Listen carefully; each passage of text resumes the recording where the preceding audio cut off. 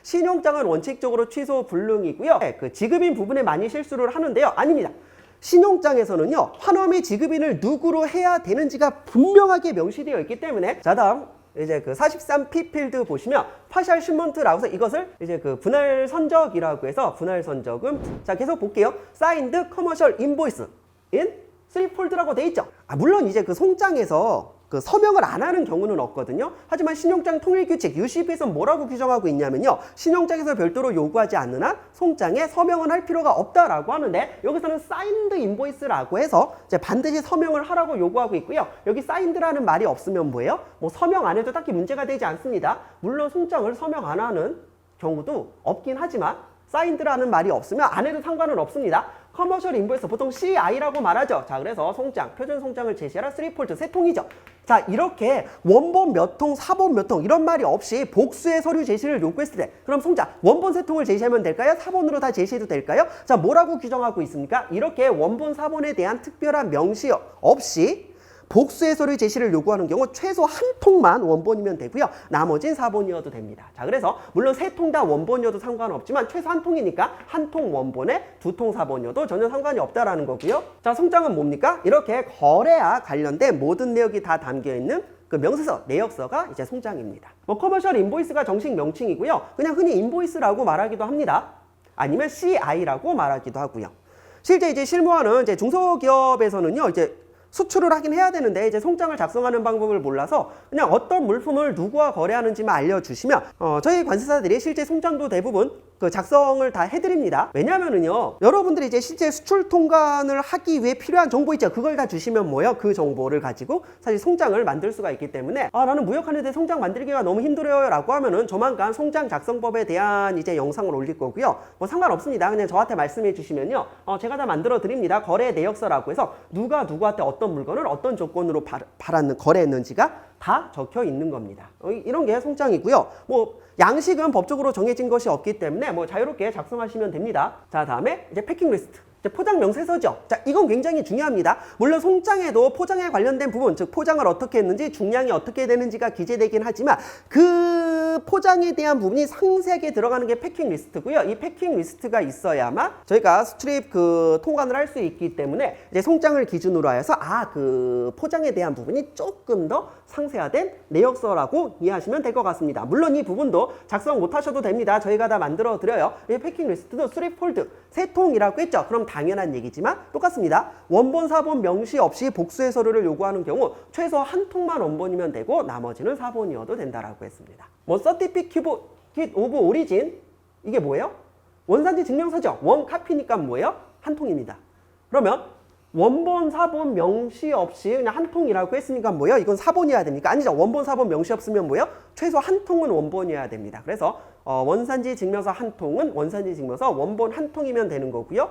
그 다음에 뭐 이런 거 많이 요구합니다. 뭐 베너피셔리즈 서티피킷. 그래서 수익자의 증명서 뭐라고요? Stating that following have been forwarded to the applicant within 5 days after the shipment date. 그래서 선적일로부터 5일 이내에 아래의 서류를 이제 그 어플리컨트한테 뭐 송부했다라는 그런 수익자의 증명서라고 해서, 이런 수익자의 증명서는 뭐예요? 실제 은행은 서류만 가지고 판단하는 거기 때문에 내가 어플리컨트한테 실제 이런 걸 보냈는지 안 보냈는지는 전혀 중요하지 않습니다. 그냥 뭐예요? 수익자의 증명서입니다. 뭐 선적일로부터 5일 이내 우리가 서류를 전달했습니다. 이 내용만 들어가면 뭐예요? 추상성 원칙에 위하여 수리가 되기 때문에 실제 이런 조건은요, 굉장히 충족하기 좋은 조건입니다. 자, 다음 인슈런스 팔리시, 보험 증권이죠. 보험 증권 커버링 all risk. 자, 그래서 그 모든 위험, 사실 이 보험에 관련돼서는 전혀 문제가 되지 않는 게요, 보험은 한번 잘못 가입하면 되돌리기가 어렵기 때문에 보험 조건이 들어있으면 실제 여러분들이 이제 그 보험에 가입해야 되는 거죠. 그러면 이제 보험 가입할 때 그 담당자한테 신용장 조건이 이렇습니다 라고 하면 뭐예요? 거기에 맞춰서 이렇게 보험 증권을 내줄 겁니다. 뭐 이 부분은 보험에 관련돼서는 애초에 보험회사들이 워낙 잘 신용장 조건을 해석해서 잘 맞춰주기 때문에 딱히 문제가 되는 경우는 흔치 않습니다. 다음 풀셋 오브 오션 빌 오브 레이딩이라고 해서 선화증권, 이렇게 선화증권을 제시하시오라고 했을 때 여기서 중요한 게 있습니다. 컨사인드 투 있죠. 요 뒤에 뭐라고 해요?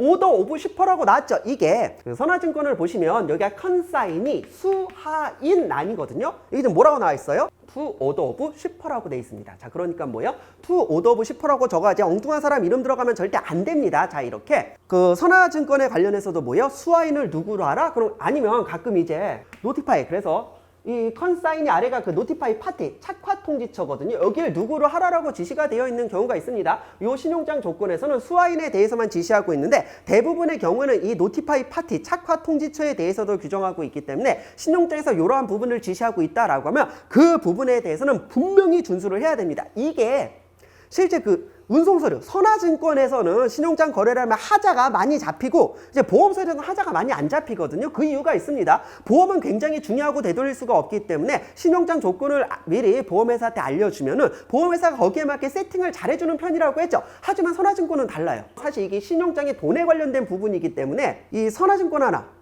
잘못돼가지고 수익자가 돈을 못 받으면 그 책임을 사실 선사나 포워더가 질 수는 없는 거거든요. 그래서 요즘은 그냥 얘기해요. 선사나 포워더가요, 그 어떤 비해를 원하는지 우리한테 신용장을 보여줘봤자 우리가 해석하고 줄 수 있는 게 아니니까 어떤 선화증권을 원하는지 분명히 명시적으로 말을 좀 해달라고 하는 겁니다. 그래서 여기 적힌 대로 해주세요. 이런 말 안 통합니다. 그래서 선화증권에서 하자가 많이 잡히기 때문에 특히 수하인을 누구로 해야 되는지 뭐 이런 부분들을 분명히 신경을 좀 써주셔야 됩니다. 자, 다음 이제 그 47A 필드 보시면 에디셔널 컨디션이라고 해서 와, 여기가 제일 환장하는 거죠. 서류야 어떻게 해서든 꾸미면 되는데 이 추가 조건이라고 해서 여기부터 뭐예요? 이제 어플리칸트 입장에서 원하는 모든 조건이 줄줄이 다 들어가는데 가끔 이게 독소 조항이라고 해서 정말 말도 안 되는 조건이 많이 들어갈 때가 있어서 사실 신용장이 많이 힘듭니다. 여기 조건은 뭐 지금 여기서는 딱히 뭐 보실 게 없어요. 그냥 샘플로 들어간 거고 여기는 이제 아무것도 안 적혀 있을 수도 있고요. 정말 다양한 내용이 적혀 있을 수도 있습니다. 그래서 샘플을 좀 보긴 할까요? 베너피셔리 수익자는 must provide applicant 개설 위원한테 뭘 제공하라는 거예요? 슈먼트 선적에 관련 걸 이메일, 그 이메일을 통해 선적 관련 내용을 통지하라고 했는데 보세요.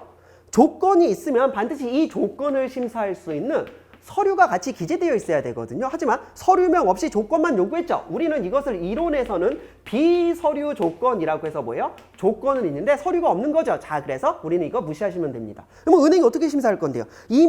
어플리컨트한테 이메일로 선적에 관련된 내용을 보냈다라고 증빙할 수 있는 서류를 아무것도 요구하지 않았죠. 그럼 은행은 이 조건을 심사하지 않으니까 무시하면 되는 거고요. 자, 다음 신버트 선적은 must be made on vessel. 버터플라이라는 선박에 적재돼야 된다라고 했을 때 요거는 비서류 조건이 될 수가 없는 게 선화증권 보시면 선박명이 반드시 들어가거든요. 조건에서 뭐라고 했어요? 저기 버터플라이 선박에 적재하라고 돼 있죠. 그러면 선화증권에 버터플라이가 아닌 선박명이 들어가면 그 순간 하자가 됩니다.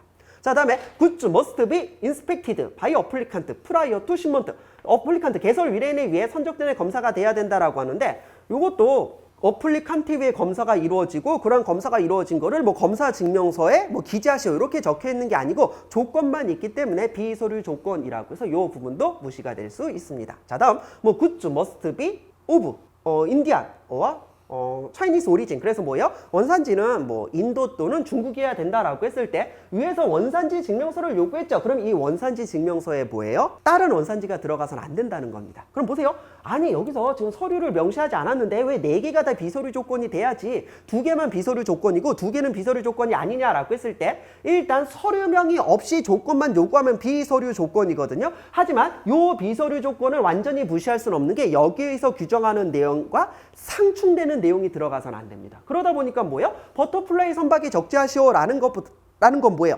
선화증권은 반드시 선박명이 들어가죠. 근데 상충되는 게 들어갈 수 없으면 뭐예요? 반드시 버터플라이만 들어가야 되는 거고요. 원산지를 그 인도나 중국으로 하라고 하고 뭐예요? 원산지 증명서를 위에서 요구했으니까 뭐예요? 이 원산지 증명서에 엉뚱한 게 들어가면 상충되는 개념입니다. 자, 다음 period for presentation. 이게 서류 제시기일이라고 해서 within 20days after date of 신버트 선적으로부터 20일 이내 서류를 제시하시오. 이거 기본적으로 원본 운송 서류에 대해서만 해당되는 겁니다. 자, within 크레딧 밸리디티 즉 어떠한 경우에도 신용장 유효기일은 초과하지 않는 선에서 선적으로부터 20일. 보통 조금 촉박한 신용장은요. 여기 제가 7일까지 봤거든요. 근데 7일은 실질적으로 신용장 거래하기 너무 힘듭니다. 최소 10일은 보장이 돼야 돼요. 보통 10일에서 14일 정도는 보장이 돼야 되고요. 이렇게 그 20일 이내에 제시하시오라고 하는 게 서류 제시기일로서 20일 정도 있는 게 뭐 가장 무난한 신용장이고요. 여기에 만일 아무것도 안 적혀 있다라고 하면 뭐예요? 그때는 며칠입니까? 선적일로부터 21일 이내 제시하라고 규정하고 있습니다. 즉 아무 말이 없으면 21일. 자, 다음 이제 confirmation instruction. 여기 confirm이라고 되어 있죠. 사실 confirm이라고 되어 있는 경우 보기 쉽지 않을 겁니다. 이게 확인이라고 해서 뭐예요? 확인은행이 있다라는 겁니다. 그럼 예외 없이 별다른 말이 없으면 통지은행이 확인은행으로서, 그래서 제2의 개설은행으로서 역할을 해준다. 물론 사실 이게 수수료도 굉장히 많이 나가고 개설은행의 공신력만으로 충분한 경우가 많기 때문에 그 확인이 추가되는 경우는 많지 않을 겁니다. 대부분 여러분들은 뭘 보게 될 거예요? without 이라는 말을 보게 될 것입니다. without은 뭐예요?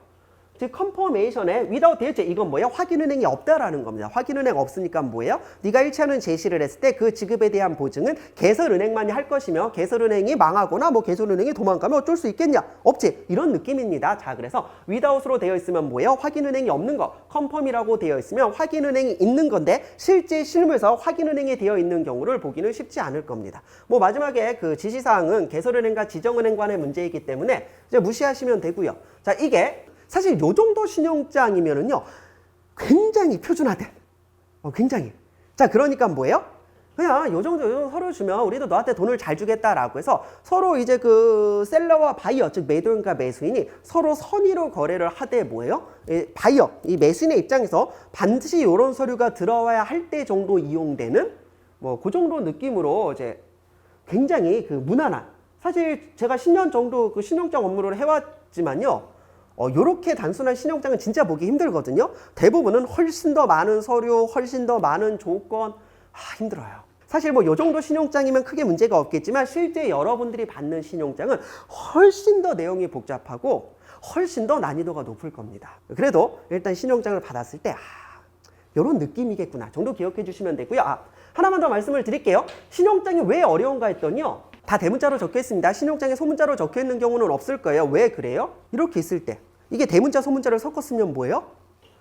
이게 대문자 I인지 소문자 L인지 알 수가 없는 거죠. 자, 이렇게 대문자 소문자가 섞이게 되는 순간 서로 혼동이었거든요. 그래서 무역 거래는 이제 텔렉스 시절부터 해가지고 이제 국제적인 표준이 뭐예요? 물론 세팅 자체가 그렇게 돼 있기도 하고요. 소문자 기능이 없습니다. 원칙적으로 대문자로 써야만 뭐예요? 너도 나도 서로 오해가 없습니다. 그래서 다 대문자로 적혀 있어서 처음에는 많이 당황스러울 건데 그냥 계속 신용장을 보세요. 계속 신용장을 보다 보면은 뭐예요? 이게 표준화된 신용장이다 보니까 어느 나라 어느 은행에서 받건 똑같이 생겨 먹은 걸 봐요. 물론 중간에 뭐 서류나 조건이 더 들어가거나 더 줄어드는 경우는 있어도 일단 필드명과 순서가 모든 신용장이 다 똑같거든요. 자, 그러다 보니까 뭐예요? 익숙해지면은 괜찮을 겁니다. 대부분은 처음 받았을 때 당황을 하시는데 당황하지 마세요. 자, 그래서 항상 특히 그래요. 신용장을 이론으로만 배우다 보니까 이게 뭐지? 도저히 이해가 안 되는데 왜 그러지라고 하는데 실제 이렇게 신용장을 보시면 조금 더 이해를 하는데 도움이 되실 것 같습니다.